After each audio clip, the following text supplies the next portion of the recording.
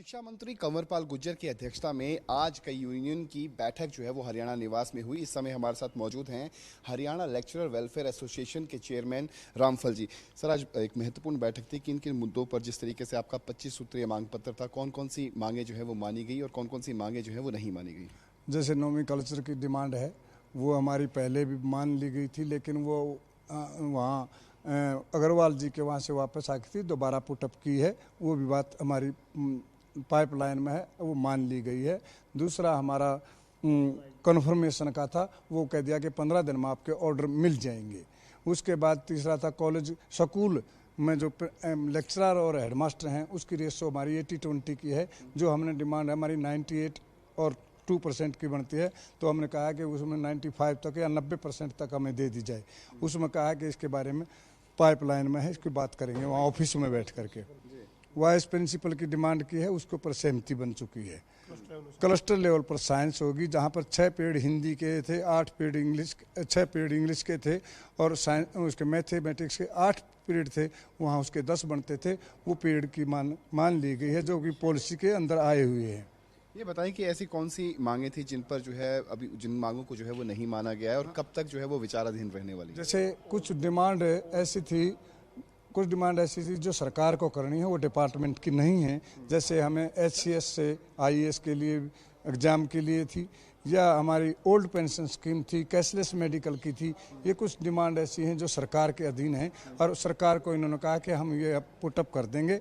और वहाँ पर एजुकेशन मिनिस्टर ने कहा कि मैं इसके बारे में पूरा CM साहब से बात करके आपकी बात करवा दूंगा। एक बड़ा फैसला लिया गया है स्कूल लिविंग सर्टिफिकेट को लेकर। सरकारी से निजी स्कूलों में यदि दाखिले करवाने हो या फिर निजी स्कूलों से सरकारी स्कूलों में दाखिले करवाने हो, उसको लेकर जो है वो 3000 रुपये फीस जो था उसके निर्देश जो है वो पारित किए गए थे। उस पर क्या कुछ बदलाव किया गया? उसके अंदर बदलाव किया गया। पहले सेक्रेटरी साहब से बात की गई, चेयरमैन जो हमारे यादव जी हैं बोर्ड के, उनसे भी बात हमारी भी हुई थी, फ़ोन पे भी बात हुई थी।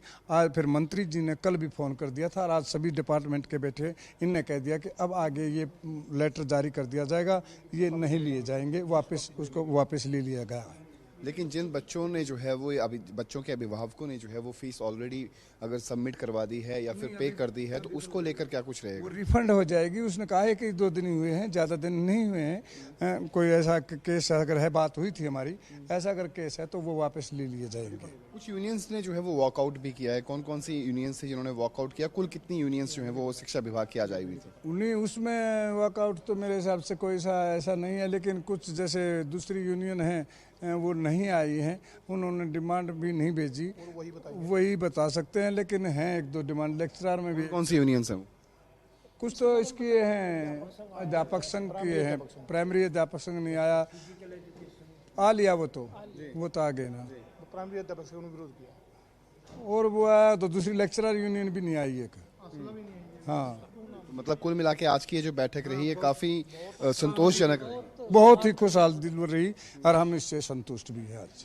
तो ये थे हमारे साथ हरियाणा लेक्चरर वेलफेयर एसोसिएशन के चेयरमैन रामफल, जिन्होंने साफ लफ्जों में बताया कि आज की ये जो बैठक थी ये काफ़ी संतोषजनक रही। इस बैठक के अंदर जो है 25 सूत्रीय मांग पत्र में से 14 मांगे जो हैं वो लेक्चर्स की जो है वो मान ली गई हैं और साथ ही साथ जो मांगे पेंडिंग हैं उन मांगों को जो है वो विभागीय स्तर पर नहीं बल्कि सरकार अपने स्तर पर जो है वो उन मांगों पर जो है वो विचार करेगी। इन मांगों के अंदर खासतौर पर OPS का मुद्दा भी रहा और लेक्चरर से HCS और IAS को लेकर किस तरीके से नियुक्तियाँ की जाएगी, इन मुद्दों को लेकर भी सरकार जो है वो अपने स्तर पर विचार करेगी।